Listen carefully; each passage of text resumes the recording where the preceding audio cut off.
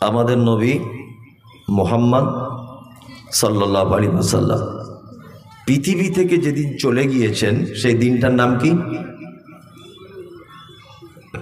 সেই দিনটার নাম কি? সোমবার। কিবার?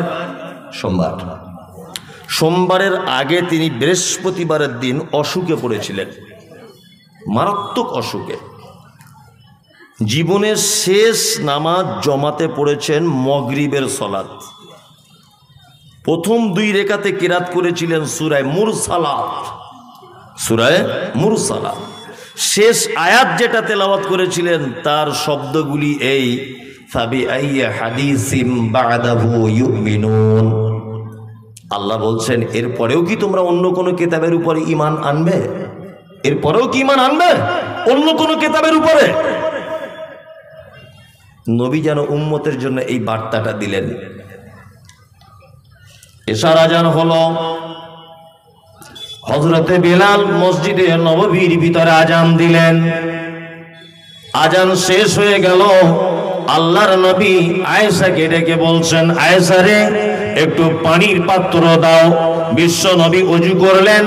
একবার ওযু করার পরে তিনি অজ্ঞান হয়ে গেলেন, আর একবার উঠে ওযু করলেন, তারপরেও তিনি অজ্ঞান হয়ে গেলেন। আর একবার ওযু করার পরে অজ্ঞান হয়ে যাবার আগে আয়েশাকে বলছেন, আয়েশা তোমার আব্বাকে ইমামতি করতে বলো, আমি আর যেতে পারলাম না। আবু বকরকে বলো ইমামতি করতে, আমি আর যেতে পারছি না। হযরত আবু বকর ইমামতি করতে যাচ্ছেন বটে, কিন্তু আল্লাহ নবী সাল্লাল্লাহু আলাইহি ওয়াসাল্লাম বেঁচে আছেন তো লজ্জা করছেন, ভয় করছেন, এ কি করে হয়। হযরত আবু বকর সিদ্দিক রাদিয়াল্লাহু তাআলা আনহু তিনি সালাতের ইমামতি করলেন। আল্লাহ রাসূল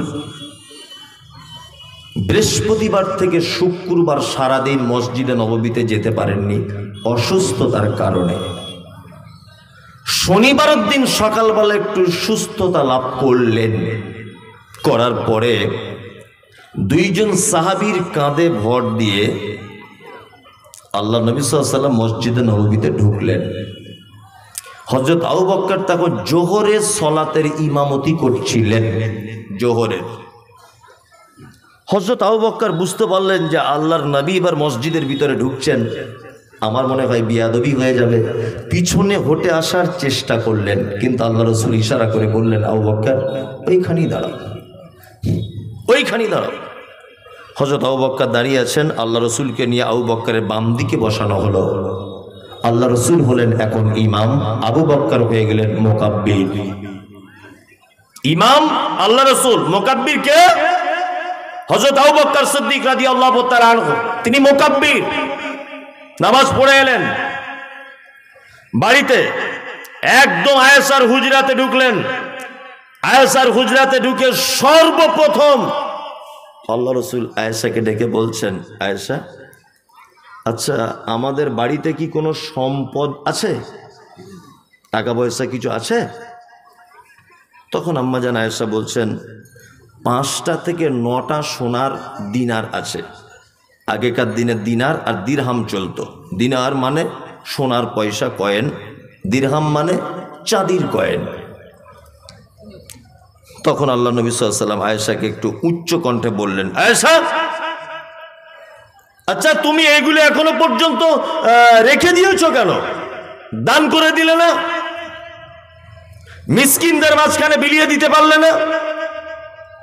তখন আম্মা জান আয়েশা বলছেন, আল্লাহ রাসূল আপনি অসুখে তো, ব্যস্ততার কারণে আমি এগুলো কাউকে দিতে পারিনি। আল্লাহ রাসূল তখন বলছেন, আয়েশা শোনো, কোন নবীর পক্ষে এটা উচিত নয় যে এত নিকৃষ্ট সম্পদ সাথে নিয়ে আল্লাহর সাথে সাক্ষাৎ করবে। কোন নবীর পক্ষে এটা উচিত নয়। তার মানে মুহাম্মদ সাল্লাল্লাহু আলাইহি ওয়াসাল্লাম আয়েশাকে বলতে চাইছেন, আয়েশা তুমি যদি এই সম্পদগুলো মিসকিনদের মাঝখানে যদি বিলি বন্টন করে দিতে, তাহলে আখেরাতে অর্থাৎ আমার নিঃশ্বাস চলে যাবার পরে আল্লাহর দরবারে আমি তার বিনিময়ে পেয়ে যেতাম, কিন্তু তুমি আটকে রেখেছো।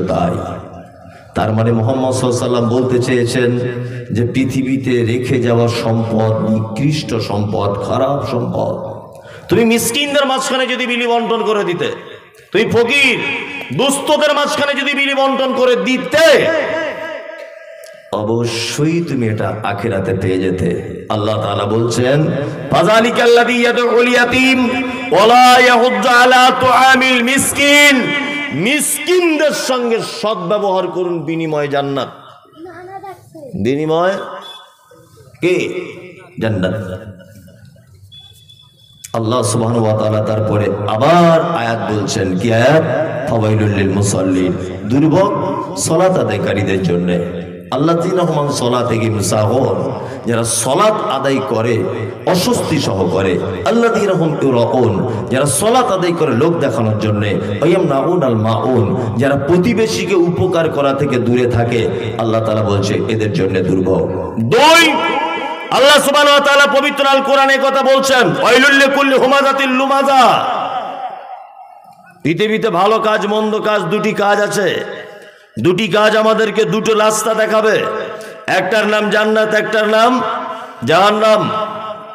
আপনাকে ভালো কাজের বিপরীত দিকটা বলছি। আল্লাহ তাআলা বলছেন দুর্ভোগ তাদের জন্য যারা মানুষের সামনে এবং পিছনে বদনাম করে করে বেড়ায়। এই কাজ থেকে দূরে থাকবেন নিজেকে, ইনশাআল্লাহ। ইনশাআল্লাহ। মুহাম্মদ সাল্লাল্লাহু আলাইহি ওয়াসাল্লাম গীবতকারীদের ব্যাপারে বলতে গিয়ে বলেছেন, আমি মিরাজের রাত্রিতে মিরাজে যাচ্ছিলাম, একটা নদীতে দেখতে পেলাম রক্তের নদী টকবক করে ফুটছে, তাতে একটা লোককে ফেলে দেওয়া হয়েছে।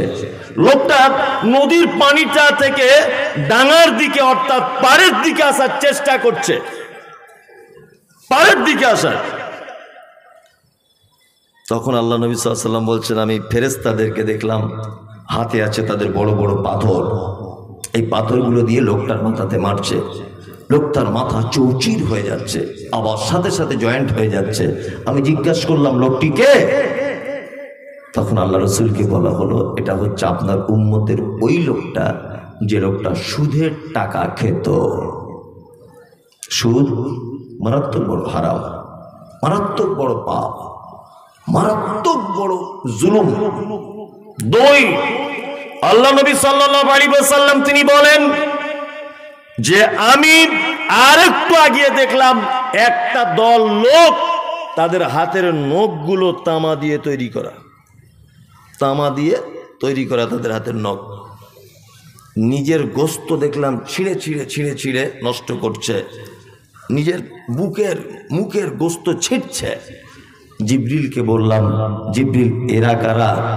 বলছে এটা আপনার উম্মতের ওই লোকটা যে লোকটা চগলখড়ি পরনিন্দা গীবত করে করে বেড়াতো, কিয়ামত পর্যন্ত এর এইভাবে সাজা পেতে থাকবে। ওই জন্য বলি আল্লাহ তাআলা বলেছেন, ইয়া আইয়ুহাল্লাযীনা আমানু ইজতানিবু কাসীরাম মিনাজ জান্নি ইন্না বা'দাজ জান্নি ইসমুন। তোমরা যারা ঈমানের স্বীকৃতি দিয়েছো তোমরা শোনো, তোমরা যারা ঈমানের স্বীকৃতি দিয়েছো তোমরা শোনো, ধারণা করে কথা বলিও না, আল্লাহ বলছেন। কারণ অধিক ধারণাটাই হচ্ছে পাপ, অধিক ধারণা মিথ্যা পাপ। চায়ের দোকানে বসে আছেন, বসে বসে একটা লোক মোটরসাইকেল নিয়ে যাচ্ছে, তা আপনি বলছেন দেখ আগে সাইকেল চেপে ঘুরতাম এখন মোটরসাইকেল চেপে যাচ্ছে। আর একজন পাশের লোক তখন তাকে বলছে আরে মোটরসাইকেল চাপবে না, ও যে কলকাতায় ঠিকাদারি করতো ওখান থেকে টাকা ঝেড়ে নিয়ে চলে এসছে। আচ্ছা ও যে ঝেড়ে নিয়ে এসছে তুমি দেখতে গিয়েছিলে, ধারণা করে বলে দিলে, তাই না? এটা একটা পাপ। আল্লাহ তাআলা বলছেন তোমরা যারা ঈমানের স্বীকৃতি দিয়েছো অধিক ধারণা করো না, কারণ ধারণা খুব বড় পাপ। নাম্বার দুই, আল্লাহ তাআলা বলছেন আল্লাযী জামা মালা ওয়া আদ্দাদা, যারা মাল জমা করে করে কি রাখে। আজকে এত, কালকে অত, পরশু দিন এত, এত যারা জমা করে করে রাখে, ইয়াহসাবু আন্না মালাহু আখলাদা, এবং তারা এটা মনে মনে করে যে আমার মাল চিরস্থায়ী থাকবে। মাল চিরস্থায়ী থাকে? থাকে না। আমাদের দেশের মাটিতে প্রেমের অভাবে যেমন অনেক সংসার নষ্ট হয়েছে, একটা মেয়ে যেমন স্বামীর কাছ থেকে একটু ভালোবাসা না পাওয়ার কারণে যেমন আত্মহত্যা করেছে, সোশ্যাল মিডিয়ার মাধ্যমে দেখা যায়, ঠিক তেমন আমাদের দেশের মাটিতে এরকমও মানুষের জন্ম হয়েছিল যে নিজের স্ত্রীকে ভালোবেসে স্মৃতিসৌধ বানিয়েছিলেন, তাজমহল বানিয়েছিলেন না? বানিয়েছিলেন। শাহজাহান তাজমহল তৈরি করেছিলেন। আল্লাহু আকবার। বুঝতে পেরেছেন? ওর স্ত্রী বেঁচে আছে না? পৃথিবীতে কেউ বেঁচে থাকবে না। এই সে মুর্শিদাবাদ নবাবরা কেউ বেঁচে আছে? কেউ বেঁচে নেই। আল্লাহ তাআলা বলছেন, ইয়াসাবু আন্না মাল ওয়াখলাদা, মাল জমা করার পরে মনে মনে ভাবে যে আমার সম্পদ আমাকে বাঁচাতে পারে বা আমি সম্পদের মাধ্যমে বাঁচবো। আল্লাহ বলছেন কাল্লা, কখনোই নয়। লায়ুম বাজান্না ফিল হোতামা, অচিরেই তোমাকে হোতামা নামক জাহান্নামে নিক্ষেপ করা হবে। ওমা আদরাকা মাল হোতামা, নবী আপনি জানেন হোতামা কাকে বলে? কি হোতামা? নারুল্লাহিল মুকাদা, আল্লাহ তাআলার প্রজ্বলিত আগুন। আল্লাতি তাত্তালিউ আলাল আফইদা, এই আগুনের তীব্রতা এত বেশি যে মানুষের অন্তঃকরণ পর্যন্ত পুড়িয়ে ছাই করে দেওয়া হবে। ইন্নাকা আলাইহিম মুসাদা, জাহান্নাম এত কঠিন হোতামা যে এর ভিতরে মানুষকে বেঁধে রাখা হবে। কি আমাদি মুমাদ্দাদা, আগুনের তৈরি করা থাম্বাতে তাদেরকে কে বেঁধে রাখা হবে। চলুন, আমি বলেছি বিপরীত দিকটা ভাবুন। এক, গীবত পরনিন্দা থেকে বাঁচুন, ইনশাল্লাহ বাঁচব। দুই, সম্পদ জমা করুন, সাথে সাথে কার্জ হাসানা, অর্থাৎ উত্তম কিছু সম্পদ আল্লাহকে কর্জ দিন, বিনিময়ে আখিরাতে পেয়ে যাবেন, বেনিফিট আখিরাতে পাবেন। একটা হাদিস আপনাকে একটা চমৎকার বলি, সহিহ বুখারীতে হাদিসটা এসেছে। হাদিস বর্ণনা করছেন কে? নাম হলো তার আয়েশা, বাপের নাম কি? হযরতে আবু বকর, মায়ের নাম হলো উম্মে হানি। হাদিসের পরিভাষাতে আয়েশাকে বলা হয় মুহাদ্দিসা। শুধু এখানেই ক্ষান্ত নয়, বিশ্বনবী কোন বিবিকে আদর করে নাম ধরে ডাকতেন না, কিন্তু আয়েশাকে আদর করে ডাকতেন। তার নাম ছিল হুমাইরা। খাদিজাকেও বলা হয়েছে তাহিরা, কিন্তু তাহিরা উপাধিটা সেই কালের মক্কা মদিনার সমস্ত মানুষেরা দিয়েছে, কিন্তু আল্লাহর নবী একজন বিবিকে মাত্র আদর করে মিষ্টি করে বলে ডাকতেন, তার নাম হুমাইরা। হুমাইরা বলা হতো কেন? আয়েশা ছিল লাল রঙের পরিষ্কার, এই কারণে হুমাইরা বলা হতো। আয়েশা কে? আল্লাহর নবী বলছেন, আমার সঙ্গে আয়েশার বিবাহ হওয়ার আগে দুইবার স্বপ্নের মাধ্যমে আয়েশাকে দেখানো হয়েছে যে এটা হলো আয়েশা। আয়েশা কে? আল্লাহর নবী বলেছেন, আমি যখন অন্যান্য বিবিদের কাছে শুয়ে থাকি আমার কাছে কোরআন অবতীর্ণ হয় না, কিন্তু আবু বকরের বেটি আয়েশা এত ভাগ্যবতী নারী যে ওর বিছানায় থাকলে কোরআন অবতীর্ণ হয়।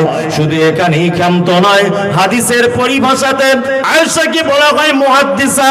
যত মহিলা সাহাবিয়াতগণ হাদিস বর্ণনা করেছেন, আয়েশার থেকে হাদিস কেউ বেশি বর্ণনা করতে পারেনি। শুধু এখানেই ক্ষান্ত নয়, আয়েশা জীবনে 11,000 মেয়েকে কোরআনের শিক্ষা দিয়েছেন। এত অবদান ইসলামে তার। এই আয়েশা হাদিস বর্ণনা করছেন, সহিহ বুখারীতে একটা হাদিস আছে। এই হাদিস বর্ণনাকারিনী আয়েশা। কোন বিবি নবীজিকে করিলেন জিজ্ঞাসা, ওগো নবী তব সাথে দেখা হবে কার? নবী বলে দুনিয়াতে হাত লম্বা যার। মা আয়েশা বলে এ কথা যখন শুনিলাম কানেতে, কাঠখণ্ড লয়ে হাতে লাগিলাম মাপিতে। দেখিলাম বিবি সাউদার হাত লম্বা বলি, আমার মুখেতে ওগো পড়ে গেল কালি, হাত লম্বা রক্ত পরে পাইলাম বুঝিতে, দান ধন যারা করে এই দুনিয়াতে। তারপরে জয়নাব এসে নবীজিকে কয়, কেন জয়নাব আল্লাহর রাস্তায় বেশি করে ক্ষয়? এ গ্রামের মানুষ শুনুন হাদিসটি বুখারীর। জয়নাবে আনন্দ আর আয়েশার মুখ ভারী। আল্লাহর নবীর বিবি আম্মা জান আয়েশা বলছেন, ইয়া রাসূলুল্লাহ, আপনার সঙ্গে কিয়ামতের দিনে সর্বপ্রথম কার দেখা হবে? নবী বলছেন, আয়েশা, যার হাতগুলি লম্বা হবে তার সঙ্গে আমার দেখা হবে। আয়েশা ব্যাপারটা বুঝতে পারলেন না, একটা কাঠের লাঠি নিয়ে অন্যান্য বিবিদের হাতগুলো মাপতে লেগে গেলেন। দেখা গেল বিবি সাউদার হাতটা লম্বা। আয়েশা অল্প বয়সের মেয়ে, তো বুদ্ধি কম, দুনিয়াবি বুদ্ধি একটু কম। আল্লাহ রসুলকে তখন বলছেন, আল্লাহ রসুল, তাহলে আপনার সঙ্গে কি আমার আর দেখা হবে না? সাউদার হাত লম্বা হয়ে গেল। তখন আল্লাহ রসুল সাল্লাল্লাহু আলাইহি ওয়াসাল্লাম বলছেন, আয়েশা, এই আরে ওই রকম হাত লম্বা নয়, যারা দানের ব্যাপারে প্রতিযোগিতা করে, যারা সদকার ব্যাপারে প্রতিযোগিতা করে, আয়েশা শোনো, তার সঙ্গে কিয়ামতের দিনে আমার প্রথম দেখা হবে। ভাবতে পারা যায়? ভাবতে পারা যায়? ভাবতে পারা যায় না। অবাক করা ব্যাপার। আল্লাহ তাআলা বলছেন, আল্লাযী জামা মাল ওয়া'আদ্দাদা, যারা মাল আটকে রেখেছে, মাল জমা করে করে রেখে দিয়েছে, এই জমাকারীরা একদিন এটা বলবে, ফায়াকুলা লাউলা আখখারতানি ইলা আযালিন করিব, আল্লাহ তুমি আমাদেরকে একবার ছুটি দাও, নিকট আত্মীয় পাড়া প্রতিবেশীদের কাছ থেকে ঘুরে আসি, যদি প্রয়োজন হয় কিছু নেকি তাদের কাছে গিয়ে ধার করি, বা কিছু ভালো কাজ করার কারণে পৃথিবীতে আবার গিয়ে নেকি অর্জন করে আসি। কোশ্চিন কালেও এটা সম্ভব হবে না। ইসলামে মাল জমা করার পদ্ধতি বলা আছে, তাছাড়া জাকাতের পদ্ধতি এলো কেন? মাল জমা গচ্ছিত করার হুকুম আছে, তবে জাকাত দেওয়ার পরে আপনি আপনার সম্পদ জমান, তাতে কোনো রকমের কোনো জায়গাতে বাধা কিছু নাই। ভালো কাজ আপনাকে বলে দিলাম কয়েকটি, আরো যদি ভালো কাজ বলি, মেয়েরা সব মনে হয় চলে গেছে, আছে, তাহলে ওদের ব্যাপারে দুই চারটে ভালো কাজ বলে দিই। হ্যাঁ, মায়েরা যারা বসে আছেন, আপনাদের উদ্দেশ্য বলছি, মা, আল্লাহ নবী সাল্লাল্লাহু আলাইহি ওয়াসাল্লাম বলেছেন, একজন নারী যদি চারটে কাজ যদি করে জান্নাত চলে যাবে। মাত্র চারটে। কটা? চারটা। এক, আল মারাতু ইজা সাল্লাত খামসাহা, একজন মানুষ, একজন মহিলা 5 ওয়াক্ত সালাত আদায় করবে। এক মাসে কতদিন করবে? কেউ 23 দিন করবে, কেউ 25 দিন করবে, কেউ 27 দিন করবে, বাকি দিন ছুটি। ওর কাজা টাজা কিছু করা লাগবে না। তবে সিয়াম, রমজানের রোজা হলে কাজা করা লাগবে। নাম্বার 2, অসামাত শাহরাখা, 1 মাস সিয়াম পালন করবে। ও আতাত বালাহা, স্বামীর সেবা করবে। স্বামী স্ত্রীর সম্পর্ক যাদের আছে তারাই জানেন আপনাদের মুর্শিদাবাদের মেয়েরা কেমন সেবা করছে। জি, আল্লাহ নবী আর আয়েশা সিদ্দিকা রাদিয়াল্লাহু তাআলা আনহা, কি প্রেম, কি অভিনব ভালোবাসা। আম্মা জান আয়েশা বলছেন, যে গেলাসে আমি পানি পান করিতাম, পান করা হয়ে গেলে নবীকে দিতাম। দেখিতাম আমি ওগো নিজ নয়নেতে, ওখানে মুখ লাগায়া নবী পান করিতেন। গোস্ত খেয়ে হাড্ডি গুলো ফেলিয়া দিতাম, চুষে চুষে খেত নবী চোখেতে দেখিতাম। এত প্রেম ছিল। আল্লাহু আকবার। আল্লাহ রাসূল বলছেন, আয়েশা আমাকে এত ভালোবাসত। আম্মা জান আয়েশা বলছেন, আমি গেলাসে পানি পান করে গ্লাসটা রেখে দিয়েছি, আড়াআড়ি করে দেখছি এভাবে আল্লাহ রাসূল কি করে। আল্লাহ রসুলকে দেখেছি যে আমি যে জায়গাটায় মুখ লাগিয়েছে, আল্লাহ রসুল ওই জায়গাটাতেই মুখ লাগিয়ে পানি পান করছেন। এত প্রেম। আম্মা জান আয়েশা বলছেন, আমাদের বাড়িতে কখনো গোস্ত রান্না হলে হাড্ডিটা দস্তরখানে ফেলে দিতাম, আল্লাহর নবীকে দেখেছি আমি যে হাড্ডিটা চুষে ফেলে দিতাম ওইটা আবার আল্লাহর নবী চুষে রস বার করে করে খেতে। আল্লাহু আকবার। এত প্রেম, এত ভালোবাসা, এত মহব্বত। ও আতাআত বালাহা ও আহসানাত ফারজাহা। নারী, তুমি যদি জান্নাত যেতে চাও ভালো কাজ করে এই 4টে কাজ করো। 5 ওয়াক্ত সালাত আদায় করো, সিয়াম পালন করো, স্বামীর সেবা করো, ও আহসানাত ফারজাহা, লজ্জাস্থানের হেফাজত করো, তুমি পর্দা করো। তোমার স্বামী বাড়িতে নাই, তোমার চাচাতো ভাই তোমার বাড়িতে আসবে বলছে, আসতে পাবে না। তোমার মামাতো ভাই আসবে বলছে, আসতে পাবে না। তোমার পাতানো মামা বুঝেন তো, পাতানো কুটুম, ওই রকম কেউ আসতে চাইছে, আসতে পাবে না। তোমার স্বামী বাড়ি নেই, তাই তোমার স্বামী বাড়ি নেই। তোমার ফুফুতো ভাই, খালাতো ভাই, তোমার বন্ধু, তোমার ক্লাস ফ্রেন্ড, তোমার বয়ফ্রেন্ড, কেউ তোমার বাড়িতে ঢুকতে পারবে না। তোমার স্বামী বাড়ি নেই, তোমার ভাইয়ের আপন বেটা আসতে চাইছে, আসতে পাবে, কোনো সমস্যা নেই। তোমার বোনের বেটা আসতে চাইছে, কোনো সমস্যা নেই। তোমার আপন দাদু আসতে চাইছে, কোনো সমস্যা নেই। তোমার আপন চাচা আসতে চাইছে, কোনো সমস্যা নেই। তোমার আপন মামা আসতে চাইছে, কোনো সমস্যা নেই।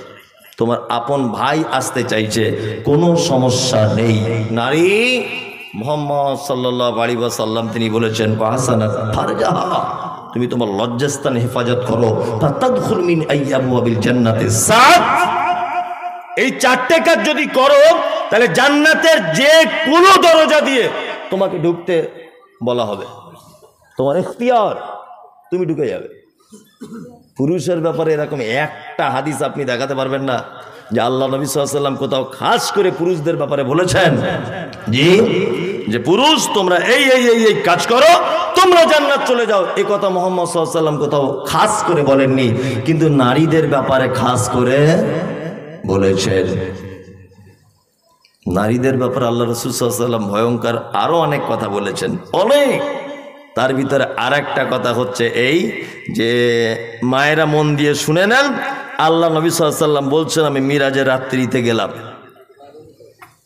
জান্নাতের ভিতরে দেখলাম সব দুর্বল মানুষেরা, সব ওই রিক্সা চালক, ফুচকাওয়ালা, ফেরিওয়ালা, জামা কাপড়ওয়ালা, গরিব মানুষ, আদাওয়ালা, রসুনওয়ালা, এই দুস্থ মানুষদেরা যাদের আর্থিক অবস্থা খারাপ, মানুষ তুচ্ছ মনে করত, এই রকম শ্রেণীর মানুষকে আমি নবী মুহাম্মদ সাল্লাল্লাহু আলাইহি ওয়াসাল্লাম জান্নাতের ভিতরে দেখলাম, এই জাহান্নামে, জান্নাতের ভিতরে। আর জাহান্নামে দেখলাম কাদের? গরিব অহংকারী, ধনী অহংকারী, দুই নারী, অধিক অংশ নারী, তাদেরকে সব দেখতে পেলাম জাহান্নামের ভিতরে ঢোকানো রয়েছে। আল্লাহু আকবার। বিশ্ব নবী সাল্লাল্লাহু আলাইহি ওয়াসাল্লাম তিনি চলে এলেন, আসার পরে বক্তব্য রাখতে রাখতে বলছেন, ইয়া মাশারান নিসা তাসাদ্দাকনা, নারী, ও নারী, তোমরা আল্লাহর রাস্তাতে সাদকা করো, আল্লাহর রাস্তায় সাদকা করো। যে একজন নারী জানতে চাইছেন আল্লাহ রাসূল কারণ কি, সাদকা করার কথা বললেন, তার কারণ কি? তখন নবীজি বলছেন যে আমি ওই যে মিরাজের রাত্রিতে দেখে এলাম তোমাদের অধিকাংশ জাহান্নামের অধিবাসী, এই কারণে। তখন মহিলা বলছেন, আল্লাহ রাসূল আপনি দয়া করে কারণগুলো উল্লেখ করে দেন। তখন আল্লাহ রাসূল সাল্লাল্লাহু আলাইহি ওয়াসাল্লাম একটা কারণ বললেন, তার মধ্যে একটা কারণ হচ্ছে এই, স্বামীর প্রতি অকৃতজ্ঞ তোমরা। দেখবেন অধিকাংশ নারীর এটা চরিত্র, অল্পতে সন্তুষ্ট হয় না। আর পৃথিবীতে একটা প্রাণী আছে, একটা, যে মালিকের খায়, মালিকের বদনাম করে, তার নাম নারী। দেখবেন পৃথিবীর অন্যান্য প্রাণীদেরকে আপনি কিছু দিবেন খেতে, আপনার পিছন পিছন ঘুরবে না, কিন্তু পৃথিবীতে একটা মাত্র প্রাণী আছে যে মালিকের গায়ে মালিকের বদনাম গায়ে, তার নাম স্ত্রী। নারী বলতে সবাই না, স্ত্রীরা। ও কখনোই দেখবেন আপনার প্রশংসা করবে না। যেইখানে আর 5 জন মেয়েদেরকে পাবে সেইখানেই দেখবেন বসে বসে বসে বসে কে আপনার গীবত পরনিন্দা করবে। অথচ আপনারই খায়, আপনারই শাড়ি পরে আছে, আপনারই দেওয়া ব্লাউজ পরে আছে, আপনারই অর্থ দিয়ে ও যানবাহন ব্যবস্থা সবকিছু আপনারই অর্থ, আপনাকে কোনোদিন সুনাম করবে না। এটা একটা চরিত্র বিশ্বনবী মুহাম্মদ সাল্লাল্লাহু আলাইহি ওয়াসাল্লাম। তারপরে আবার বলছেন, নারী তোমরা যে বেশি করে গীবত করো, ওই জন্য আমি সোশ্যাল মিডিয়াতে বারবার একটা কথা বলি যে আপনার বাড়িটাকে যদি সুস্থ রাখতে চান, আপনার বাড়িটা, তাহলে পাড়ার কোনো মেয়ে ছেলেকে ঢুকতে দেবেন না, বুঝলেন? আপনার স্ত্রীকে এটা বলে দেবেন যে আমাদের বাড়িতে যেন পাড়ার কোনো বেগানা নারী যেন না ঢোকে, কারণ আপনার সুখী পরিবারটাকে ও 1 মিনিট আপনার বাড়িতে ঢুকে সর্বনাশ করে দিয়ে চলে আসবে। কথা বাস্তব না অবাস্তব বলুন? এমন করে আপনার ব্যাপারে, আপনার শ্বশুরের ব্যাপারে, আপনার শাশুড়ির ব্যাপারে মিথ্যা করে করে করে করে বলবে, সংসারে আপনার আগুন জ্বলে যাবে। আল্লাহ রাসূল সাল্লাল্লাহু আলাইহি ওয়াসাল্লাম তারপরে বলছেন, নারী তোমাদের আরেকটা গুণ খারাপ, সেটা হচ্ছে অল্পতে সন্তুষ্ট হও না তোমরা। এই কারণে তোমার থাকার জায়গা কোথায়? জাহান্নাম। মায়েদের কাছে বিনীত অনুরোধ যে আপনারা যারা বসে আছেন, আপনাদেরকে একটা হাদিস বলে দিলাম যে 4টি কাজ করবেন, বিনিময় জান্নাতের যে কোনো দরজা দিয়ে আপনি ঢুকে যেতে পারবেন। 2, আরেকটা হাদিস বললাম বিপরীত দিকের, যে আপনি সর্বক্ষণ সর্বদাতে এই 3টে কাজ থেকে নিজেকে হেফাজত করবেন। গীবত পরনিন্দা করবেন না, স্বামীর প্রতি সবসময়ই যত্নবান হবেন, আর অল্পতে সন্তুষ্ট হবেন, বেশি চাহিদা রাখবেন না। জি, উত্তরটা আপনার কাছে চাইছি। আর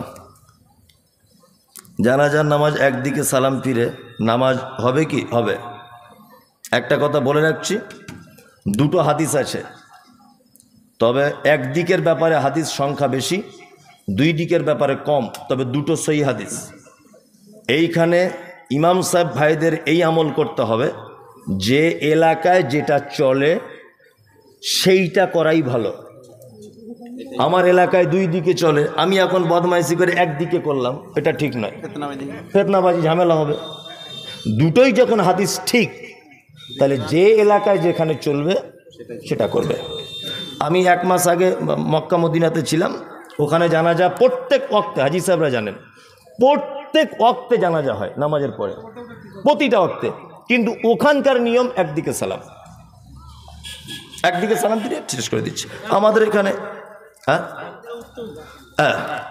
একদিকের হাদিস বেশি, আমি বলছি তো, একদিকের হাদিস বেশি সংখ্যায়, কিন্তু 2 দিকেরটা আপনি কেটে দিতে পারবেন না। যেমন বিতের নামাজের ব্যাপারে আছে, রুকু থেকে উঠে যদি কেউ দোয়া করে তাহলে হাত তুলতে পারে। এখন রুকুতে যাওয়ার আগে যদি কেউ দোয়ায় কুনুত পড়ে তাহলে হাত তোলা আর লাগবে না। 2টোই ঠিক। এখন যে এলাকায় যেটা চলে সেটা করাই উত্তম, তাছাড়া ফিতনা হবে। কি বললাম বুঝলেন? হ্যাঁ, আপনার এলাকায় যদি 2 দিকে সালাম ফেরানো থাকে এটাই করবেন। যদি ইমাম সাহেব বা গ্রাম প্রতিবেশী এটাও মনে করতে পারেন যে মাঝে সাঝে একদিকে, মাঝে সাঝে 2 দিকে, এরকমও যদি করেন আপনার সুবিধা হয় করবেন, কিন্তু বাইরের লোক আবার এসে ঝামেলা বাঁধাবে, আর এক সমস্যা, তাই না? হ্যাঁ, মজলিস ভাঙার দোয়া বলে দেন, সুবহানাকা আল্লাহুম্মা ওয়া বিহামদিকা আশহাদু আল্লা ইলাহা ইল্লা আনতা আস্তাগফিরুকা ওয়া আতুবু ইলাইক।